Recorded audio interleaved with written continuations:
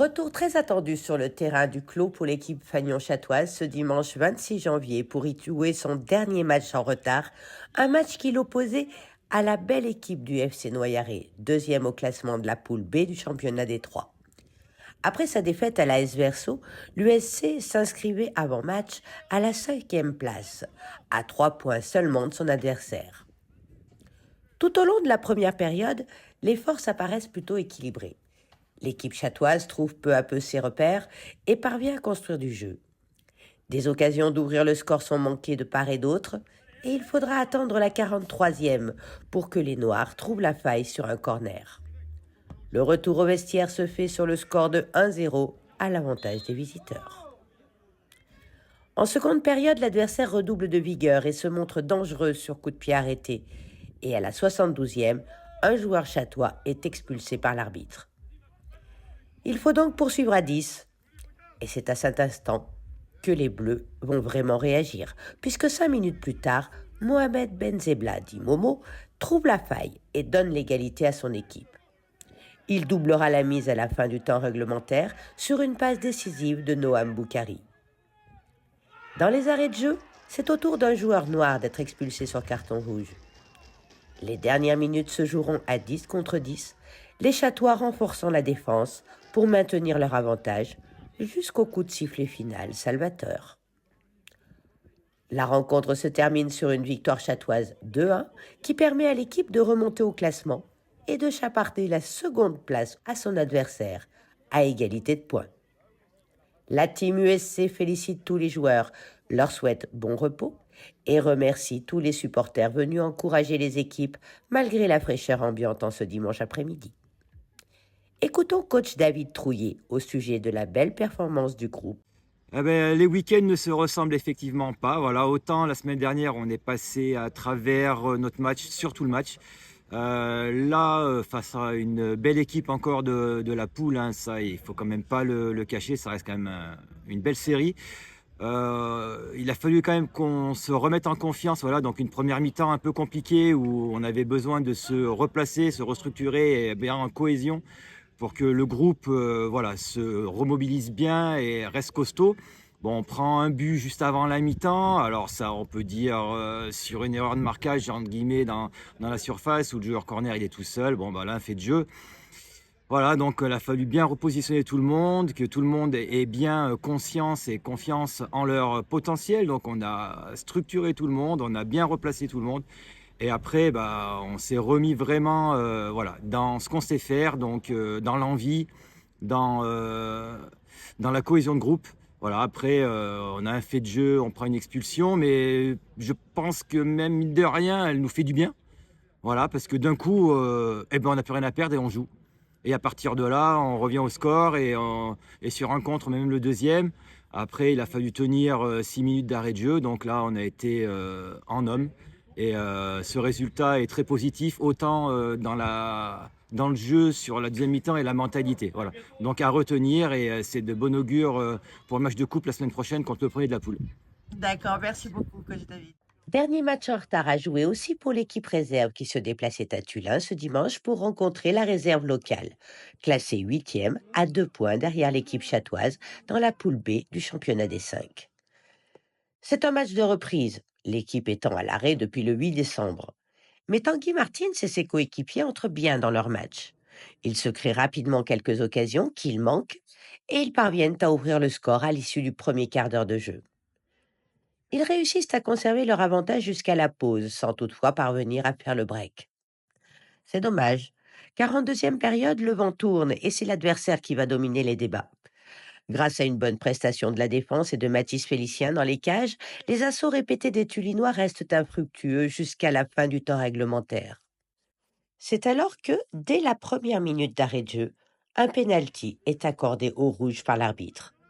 Pénalty qui transforme, portant le score à 1-1. Les Chatois tenteront une fois de reprendre leur avantage, mais se heurteront au gardien tulinois. Et le score de parité 1-1 est scellé par le coup de sifflet final. Donnons la parole au coach et à Quentin Geneste, joueur de l'équipe. Très bonne première mi-temps. Après, la deuxième, on a été un peu moins bien. Après aussi, voilà, on a été moins bien et on a payé cash. Hein. On a eu beaucoup d'occasions. Première parce que justement, on a mis le but. Bon, c'est un CSC, mais c'est un beau coup franc quand même de Tanguy qui a tiré et ça a été contré par un défenseur de Tulin. Ouais. Donc, à part ça, après, on a quand même eu d'autres occasions, d'une avec Nathan justement qui malheureusement la met au-dessus. Ouais. Mais sinon, ouais, très bonne première mi-temps. Après, la deuxième, on a été un peu moins bien. Compliqué, j'ai pris un but sur penalty du coup. Et ça nous a fait 1-1. Donc D'accord. c'était plus compliqué en seconde qu'en première. En première, on a quand même bien démarré le match. Donc, match qui a été reporté déjà 2 fois. Donc on a joué là-bas, donc on va dire que sur l'ensemble du match, première mi-temps, on mérite de gagner, on mène 1-0, ils marquent contre leur camp, donc on a eu des occasions, on doit les mettre. Je pense qu'à la mi-temps, si on gagne 2-3-0, il n'y a pas photo. Et deuxième mi-temps, je ne sais pas ce qui s'est passé dans le vestiaire, tout le monde était compliqué, ça a été compliqué la deuxième mi-temps. On n'a plus joué, on les a laissés jouer et voilà, je pense que sur la deuxième mi-temps, ils méritent de gagner. Alors ils égalisent sur un penalty, mais il y a penalty. Ils ont fait 2 poteaux, nous on a fait une barre, donc voilà. Après on n'a plus joué en deuxième mi-temps, donc c'était compliqué. Donc, sur l'ensemble du match, on va dire que le match nul est mérité parce que chacun a eu sa mi-temps. Et après voilà, il y a eu, c'est dommage parce que je pense qu'on aurait pu tuer le match à la mi-temps et il n'y aurait pas eu de deuxième mi-temps par rapport à ça. Merci coach Papy et merci Quentin. La trêve se termine et la reprise concernait aussi les jeunes ce week-end. Ainsi, ce samedi 25 janvier était jour de coupe pour les équipes U13 de l'USC. C'est un nouveau coup d'éclat des U13A sur le synthétique de la Côte-Saint-André qui participait à un nouveau défi du Challenge Festival National. Les jeunes protégés de coach Antoine Henry et Laurent Lucatelli jouaient 2 matchs ce samedi. Le premier contre JR, pensionnaire de D1, le second contre l'équipe 1 locale de niveau critérium. Un beau challenge pour la petite équipe chatoise qui évolue en D2 depuis le début de la saison. Et ça commence plutôt mal pour nos petits chatois qui, malgré leurs belles performances, se font dépasser par leurs 2 adversaires au défi jonglage. Dès lors, pour poursuivre l'aventure du Challenge Festival National, il faudra se battre pour obtenir des victoires au score. La rencontre contre JR se passe plutôt bien. L'équipe se montre efficace dès la première période et le score est ouvert par Nolan Vial sur une passe de Rose Jouane à la 7e minute de jeu. Un score qui ne bougera pas jusqu'à la pause. En deuxième période, les Bleus dominent les débats. Et après quelques tentatives infructueuses, Nolan inscrit son doublé. Et c'est Rose qui portera le score à 3-0 juste avant le coup de sifflet final. C'est une bonne chose pour l'équipe chatoise, mais ce n'est pas fini. Il va falloir rencontrer la belle équipe locale, sortie elle-même victorieuse par 4-0 de sa première rencontre. Dès l'entame, l'adversaire se montre intrusif. Mais ses tirs manquent les filets d'Ethan Arnaud et c'est finalement Leandro Pereira qui ouvre le score sur un centre de Rose juste avant la pause. En seconde période, l'équipe côtoise va réagir, mais se heurte à Ethan Impérial dans sa cage. Et le score ne bougera pas. La rencontre se termine par une courte victoire chatoise et une qualification de l'équipe pour la finale départementale qui se déroulera le 5 avril prochain. Un grand bravo à tous. C'est un beau cadeau de toute l'équipe pour coach Laurent qui prenait ce jour de la hauteur sur les pistes de ski et était remplacé sur le bord du terrain par coach Alan. Écoutons quelques témoignages des participants. Bon, du coup, on a joué hier en challenge national et on a gagné. Non? On a gagné ou pas? Oui, on a gagné. Bah, rigole pas. Si. On fait un sketch ou pas? Et du coup, on est allé à la côte affronter JR et la côte Saint-André. JR qui est en D1 et la côte Saint-André qui est en critérium. Et nous, on est en D2. Voilà, donc j'ai 2 joueurs à moi qui sont là, Mathieu et Nolan. Bah oui, c'est vrai que c'est pas Alan, du coup. Et du coup, on on avait envie de chambouler un petit peu ces petits niveaux comme la Coupe de France, des choses comme ça. Voilà, on voulait jouer notre coupe à nous. Notre objectif, en fait, c'était en début d'année de participer justement à cette finale départementale. Euh, et c'est chose faite, puisque hier, on a affronté le JR, on a gagné 3-0. Et on a battu le club local, la Côte-Saint-André, 1-0. Voilà, donc on va dire, sur le match de JR, on a plutôt maîtrisé dans le jeu. On a marqué 3 buts, donc on a concrétisé nos occasions. marqué 2 buts. Ouais, bravo, on l'applaudit les gars. Bravo. Et ensuite, sur le deuxième match, on va dire qu'on a fait un match de bonhomme et de guerrier, même si c'est des enfants. Mais en tout cas, on a été très solide dans les duels, très costaud dans l'impact. Et ensuite, moi, je vais juste donner une petite anecdote. C'est qu'en fait, à chaque fois qu'il y avait un ballon qui arrivait sur Mathieu, Mathieu, il le mettait en touche pour gagner du temps. Voilà. Et puis Mathieu, on va le surnommer la crampe. Parce qu'il est venu me voir et il m'a dit que, en gros, j'ai une crampe. Donc, du coup, il est resté quand même sur le terrain. Donc, je tiens à féliciter en tout cas tous les joueurs de l'équipe. Une petite pensée pour notre Lolo national qui n'était pas là ce week-end, mais en tout cas qui nous regardait des pistes. On se dédicace à Laurent. Voilà, donc du coup, le remercier, mais remercier Alan qui était là pour donner un coup de main justement pour pallier à l'absence de Lolo. Et puis féliciter les joueurs vraiment, et puis les parents accompagnateurs.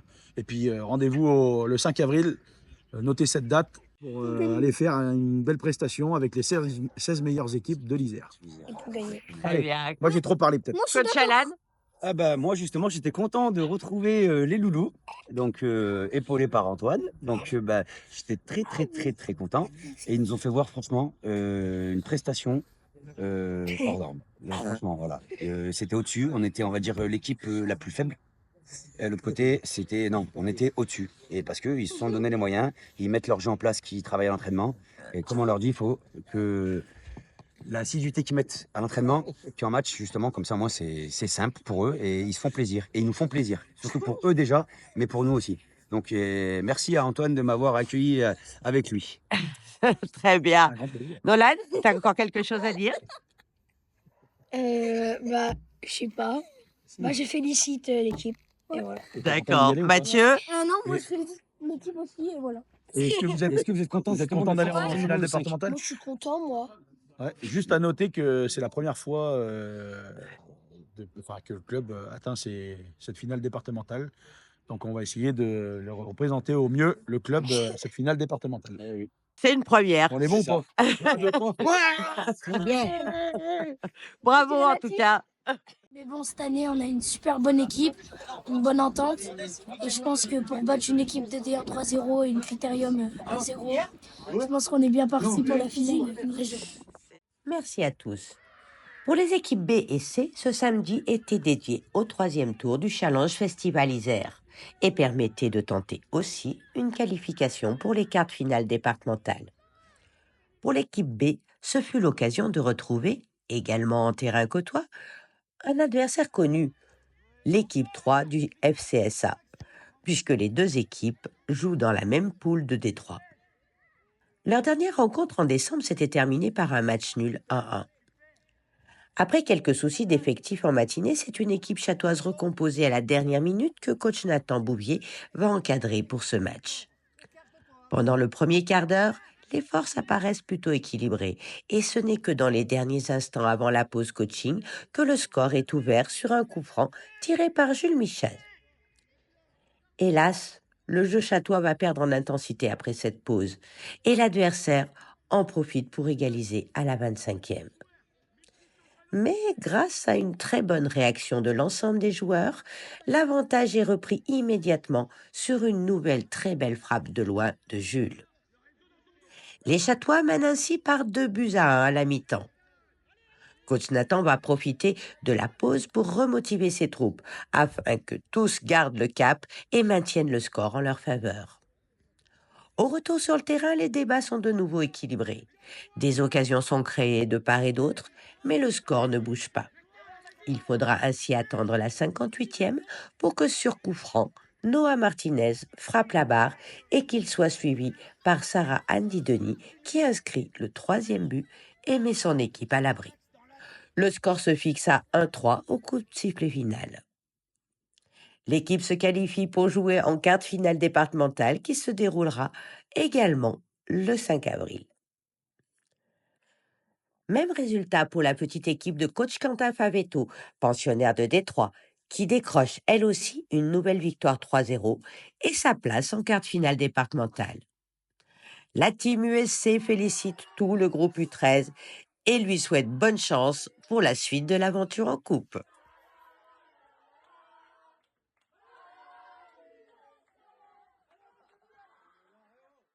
Mais avant le 5 avril, passons au programme du week-end prochain.